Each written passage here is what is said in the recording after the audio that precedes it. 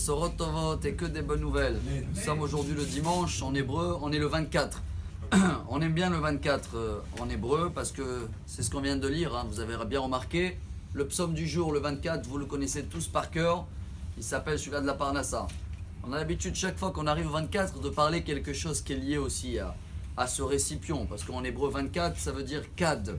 Kad, c'est où on reçoit. Mais il y a quand même un message de cette paracha que chacun de nous doit appliquer dans sa vie, d'urgence même. Parce que la paracha, tout le monde la connaît, hein. C'est une des parachas où il y a les midrashim les plus longs. Korah. Comment elle commence la paracha? Vaikar Korah. Il a pris Korah. Qu'est-ce qu'il a pris en fin de compte? Rien, c'est la terre qu'elle a pris. Donc tout ce qu'il avait, qui était l'homme le plus riche, il a été avalé avec sa richesse dans la terre. Qu'est-ce que nous on doit comprendre de toute cette histoire que chacun de nous va lire cette semaine? Il voulait avoir un peu plus. Et voilà le problème qu'on a. Elle nous apprend les maximes des pères, la Mishnah qu'on a tous étudié ensemble. 4e chapitre, première Mishnah. Ezeu Ashir, qui est le riche? Celui-là qui cherche à prendre ou celui-là qui est content de ce qu'il a déjà dans sa récipient? Car il y a un problème que chacun peut-être jamais remarqué. Chaque billet qui rentre dans notre poche, forcément il est sorti de quelqu'un.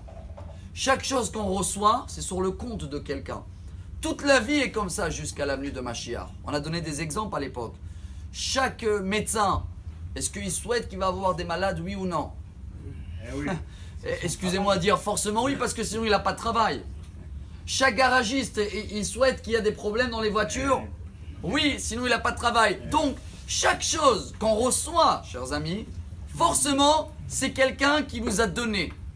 Mais, si on pense à vouloir recevoir beaucoup plus, c'est qu'on ne calcule pas les autres, c'est qu'on ne veut pas arriver au but de Mashiach, c'est qu'on veut continuer à apprendre. Que la paracha nous apprend, et voilà le message du jour. Regarde déjà ce que tu as dans ta récipient là. Peu importe comment c'est arrivé, et prie toujours que c'est Hachem qui va te donner, peu importe sur le compte de qui ça arrivé. Par contre, on termine avec, la sagesse c'est l'inverse. La sagesse, la même Mishnah elle nous apprend, ça oui, il faut prendre de tout le monde.